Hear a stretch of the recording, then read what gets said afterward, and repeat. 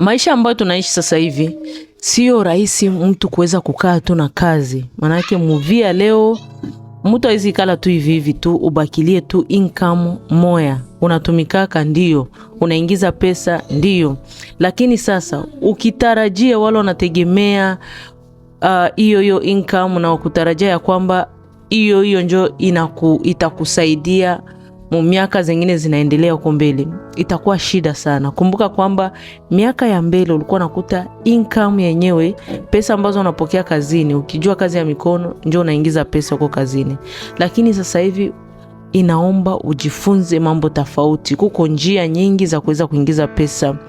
Sasa kwa nini uweze kuingiza pesa? Inakusaidia kuweza kukua, kubuild financial security, inakusaidia kufikia malengo yako tofauti, inakusaidia kuweza kumaliza bule maprobleme budogo budogo, sa vile emergency unatokea unabuhandle hapo hapo.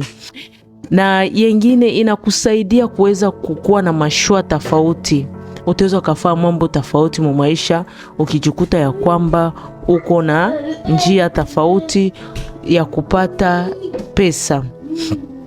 Na kingine tena inakusaidia uweze kuamua kuishi gisi unataka we peke yako. Sasa income zinakuwa ni aina ngapi? Wala ni uweze kukwambia aina za income ambazo zinakuwa hapo. Kuna kuwa ile ambayo inaitwa active income. Manake hii ni pesa ambazo inabidi utumike ili uweze kuzipata. Kisha tunakuwa na passive income ambayo ina pesa unapataka na uko mbusingisi, au jali au hangaiki, lakini pesa zinaingia tu kama kawaida, zinazalana. Sasa active income yenyewe inaomba uweze kutrade muda wako wa kuweza kutumika. Yani ni kama vile kazi, unaenda kazini, usipoenda kazini hakuna kipato.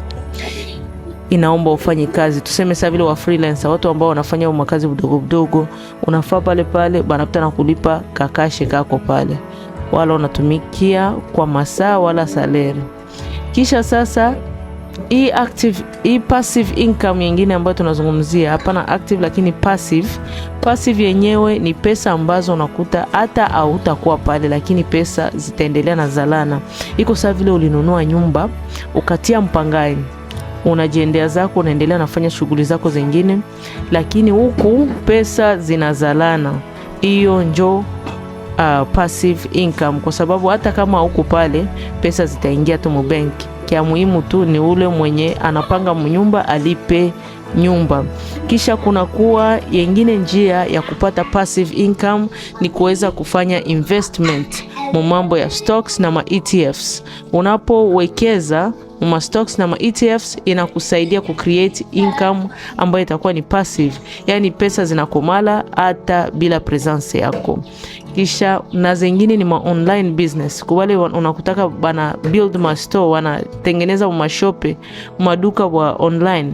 Unakuta mtu ataweza enda nunua kusoko yako ya online, kama ni TikTok shop yako, kama ni Amazon, na unakuta pesa zinaingia mkonte yako bila problema. Ayombe asimu mpaka ukue pale kama vile duka ya kawaida, inaomba ukue mduka ili uweze kuuzisha, lakini pale ayombi mtu akue pale, lakini pesa zinaingia. Hizo njo aina za income. Basi ukiwa na swali drop comment na uweze kutujoin tena kwenye maklasi zetu za school.